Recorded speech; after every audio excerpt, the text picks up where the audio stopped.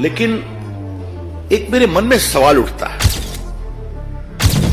संदेहास्पद परिस्थितियों का। ये क्या है? आज हम जुलाई में है ना, तो मई के पहले वीक की घटना एकाएक ट्विटर पे एक दिन पहले आ जाती है। ये क्या है? सदन के शुरू होने के एक दिन पहले और फिर हंगामा शुरू हो जाता है। भारतीय जनता पार्टी के सीनियर नेता और पूर्व कानून मंत्री रविशंकर प्रसाद ने 20 जुलाई को प्रेस कॉन्फ्रेंस की। यह प्रेस कॉन्फ्रेंस मणिपुर का बर्बर वीडियो सामने आने के बाद रखी गई थी। मणिपुर का वीडियो 19 जुलाई को सामने आया था, जिसमें देखा जा रहा था कि दो समुदायों की हिंसा के बीच स्थितियां इतनी बिगड़ चुकी थी कि एक समुदाय के लोगों ने दूसरे समुदाय की कुछ महिलाओं को नग्न करके उनकी परेड कराई और फिर इसमें गैंगरेप की भी बातें सामने आ रही हैं। ये सारी बातें सामने आई। 20 जुलाई से ही संसद का मानसून सत्र शुरू होना था।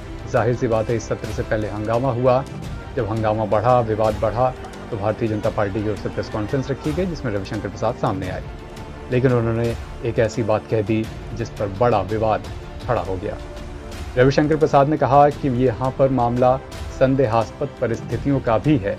उन्होंने कहा कि संदेहास्पद परिस्थितियों का सवाल है, अचानक जुलाई में क्यों वो घटना का वीडियो सामने आ रहा है जो घटना मई के पहले हफ्ते में हुई।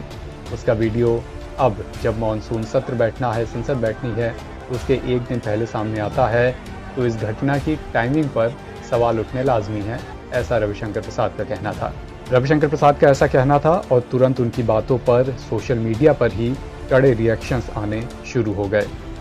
भारतीय जनता पार्टी की ओर से रविशंकर की इस बात को कोट करते हुए ट्वीट किया गया है। इस ट्वीट के नीचे रिप्लाई में एक यूज़र ने लिखा, ये तो और शर्म की बात है कि ऐसी शर्मनाक घटना के बारे में न तो सरकार को पता था, न ही देश की जनता को।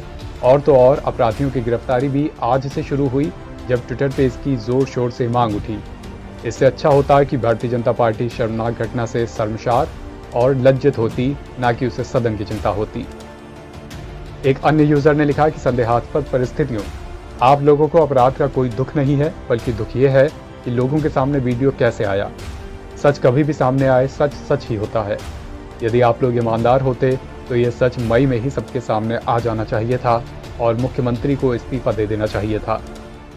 यदि पीएम, एचएम, सीएम या WCD, इनका मतलब prime minister, home minister, chief minister और महिला एवं बाल विकास मंत्री से है, WCD ने सच को दबाया ना होता तो पहले ही सच सबके सामने आ जाता।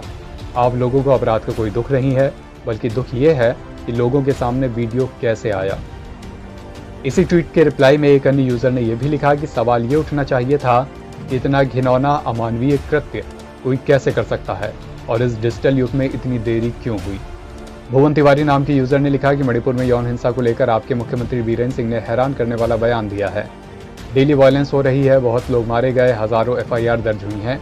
आप लोगों को एक केस दिख रहा, यहाँ सैकड़ों सिमिलर केस हैं इसी तरह के। इन्होंने बीरेन्द्र सिंह के बयान को कोट एंड कोट किया है। आगे लिखा है कि अब भी कुछ कहने को रह गया है क्या प्रसाद जी। यानी रविशंकर प्रसाद ने इस घटना की निंदा तो की, लेकिन उनका एक बयान ऐसा भी रह गया जिस पर उन्हें कड़ी प्रतिक्रियाओं का, उन्हें ही नहीं भारतीय जनता पार्टी को, मणिपुर की सरकार को, सभी को कड़ी प्रतिक्रियाओं का सामना करना पड़ रहा है। हालांकि हम ऐसा नहीं कहते कि रविशंकर प्रसाद ने इस घटना की निंदा नहीं की। उनका पूरा बयान भी आपको सुना देते हैं। मैं फिर कह रहा हूं, घटना बहुत गलत है, हम सभी उसकी भर्त्सना करते हैं। सख्त कार्रवाई हो रही है और होगी। वहां के मुख्यमंत्री पूरा कार्रवाई कर रहे हैं और प्रधानमंत्री ने इस बारे में बहुत चिंता व्यक्त की है। लेकिन ये क्या है? ये अपने आप में कई सवाल खड़े करता है। जब परिस्थितियां बहुत संदेह और संशय से भरी हों तो आप उचित निष्कर्ष निकाल सकते हैं। यानी रविशंकर प्रसाद प्रेस के सामने आए, उन्होंने घटना की निंदा की, विपक्ष को भी आड़े हाथों लिया कि विपक्ष इस मामले पर बहस करे, वो मंजूर है, लेकिन वो संसद क्यों नहीं चलने दे रही। लेकिन इन सारी बातों के बीच संदेहास्पद परिस्थितियों का सवाल है, ये बात बोलकर और इसके आगे अपनी बात को पूरा करते हुए उन्होंने जो कहा कि अचानक मई का वीडियो जुलाई में संसद सत्र से एक दिन पहले सामने